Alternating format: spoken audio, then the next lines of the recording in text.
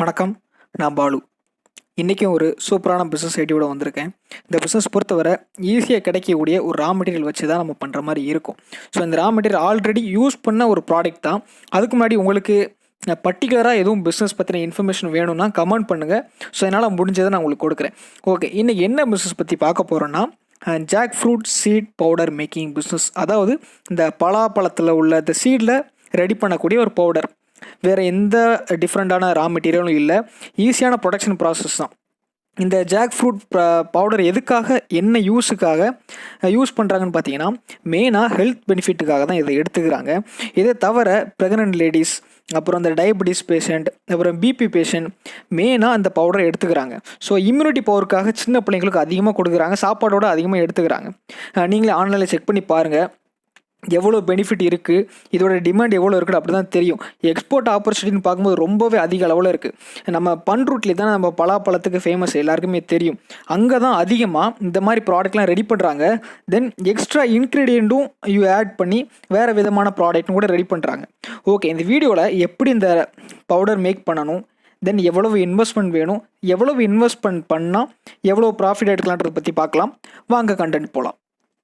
இந்த powder make பண்ண தேவையான மிஷினரிஸ் என்னெல்லாம் வேணும்னு பார்த்தீங்கன்னா, ஃபர்ஸ்ட் வந்து சீடை வந்து கிரைண்ட் பண்ணுறதுக்கான மிஷின், சீட் கிரைண்டிங் மிஷின், அந்த மிஷின் வேணும் அரைக்கிறதுக்காக.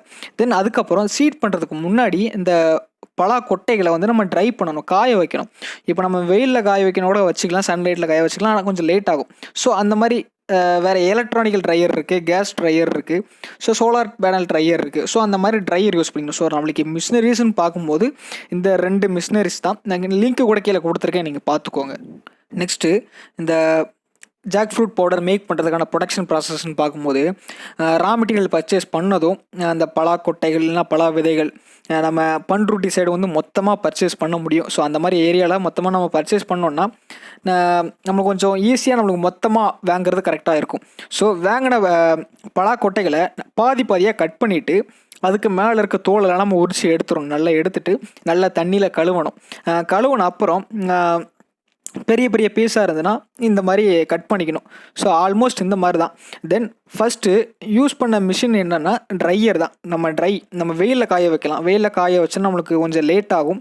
ஸோ நம்ம ட்ரையர் வேணும்னா ட்ரையர் யூஸ் பண்ணலாம். சோலார் ட்ரையர் இருக்குது, எலக்ட்ரானிக்கல் ட்ரையர் இருக்குது, கேஸ் ட்ரையர் இருக்குது. ஸோ கிட்டத்தட்ட ட்ரையர்னு சொல்லும்போது நம்ம ஓவனில் வச்சு எடுக்கிற ஃபீல் தான். ஓவனில் வச்ச எந்த மாதிரி ப்ராடக்ட் கிடைக்குமோ ஸோ அந்த மாதிரி தான் ட்ரையர். இந்த ட்ரையருங்கும் போது நம்மளுக்கு பெருசாக 100 கிலோ 50 கிலோன்ற கெப்பாசிட்டி இருக்கும். ஸோ சரிங்களா. ஸோ மொத்தமாக ட்ரையரில் வச்சு ஒரு 60 ஒரு 65 டிகிரி செல்சியஸில் ஒரு 5 to ஒரு 8 hours அந்த மாதிரி நம்ம வச்சு எடுக்கணும், நம்ம பலா கொட்டைகளை பொறுத்து. ஸோ நீங்கள் யூஸ் பண்ணுற ட்ரையரையும் டிபெண்ட் பண்ணி தான். தென் வெளியே எடுத்துகிட்டு பிளாஸ்டிக் பேக்கில் ஒரு 5 hour நம்மளுக்கு கரெக்டான ஒரு இந்த காற்று இல்லாத இடமா பார்த்து ரூமில் நம்மளுக்கு ஸ்டோர் பண்ணி வச்சிடணும். ஒரு 5 hours இந்த பேக்கேஜ் பண்ணி ஸ்டோர் பண்ணி பேக்கேஜ்னா ஒரு பிளாஸ்டிக் பேக்கில் போட்டு நம்மளுக்கு பேக் பண்ணி ஸ்டோர் பண்ணி வச்சிடணும். ஸோ அதுக்கப்புறம் நம்ம கிரைண்டிங் மிஷினில் ஃபைன் டெக்ஸ்டர் பவுடராக வர்ற வரைக்கும் நம்ம அரைக்கணும்.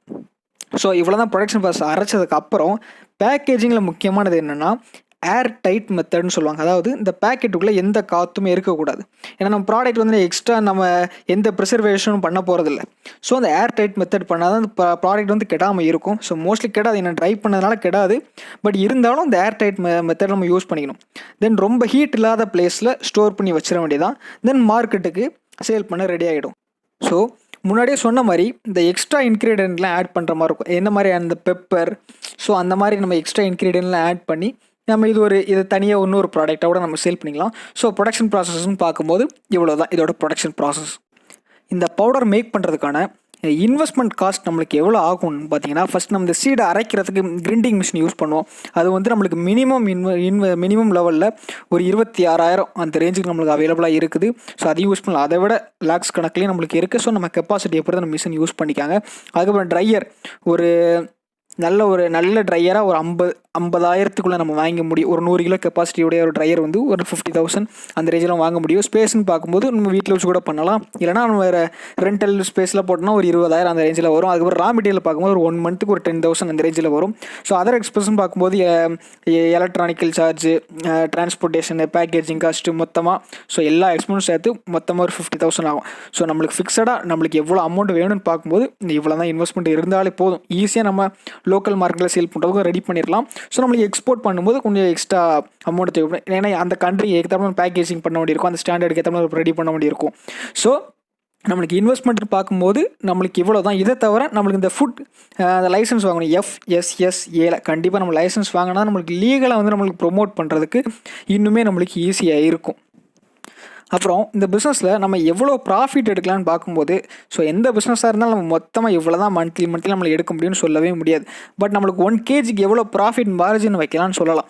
ஸோ நம்மளுக்கு 1 kg இந்த பியூர் வெர்ஜின் பவுடர் மேக் பண்ணுறதுக்கான ஆகிற காஸ்ட் பார்த்திங்கன்னா நம்மளுக்கு 200 rupees அந்த ரேஞ்சுக்கு ஆகும் 1 kg பியூர் பவுடர் ரெடி பண்ணுறதுக்கு. பட் நம்மளுக்கு 1 kg செல்லிங் காஸ்ட் பார்த்திங்கன்னா 300 வரைக்குமே நம்மளால் செல் பண்ண முடியும். ஸோ நான் இது வந்து லோக்கல் மார்க்கெட்டில் சொல்கிறேன்.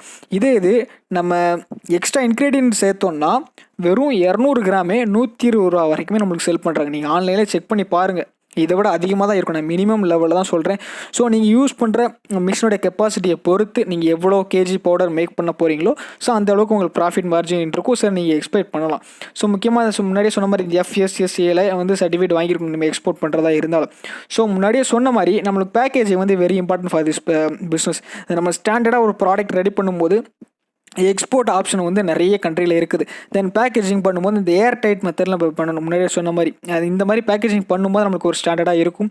இதை தவிர சூப்பர் மார்க்கெட்டில், ரீட்டைல் ஷாப்பில் நம்ம நார்மல் பேக்கேஜிங் பண்ணி கூட நம்ம சேல் பண்ணலாம். ஸோ இந்த மாதிரி இது கண்டிப்பாக இது ஒரு ப்ராஃபிட் மேக்கிங் பிஸ்னஸ் தான். ஓகே, இந்த வீடியோ உங்களை கண்டிப்பாக இன்ஸ்பயர் பண்ணியிருக்கோம் நம்புறேன். நெக்ஸ்ட்டும் இதே மாதிரி சூப்பரான பிஸ்னஸ் ஐடியாவோட வரேன். தேங்க்யூ.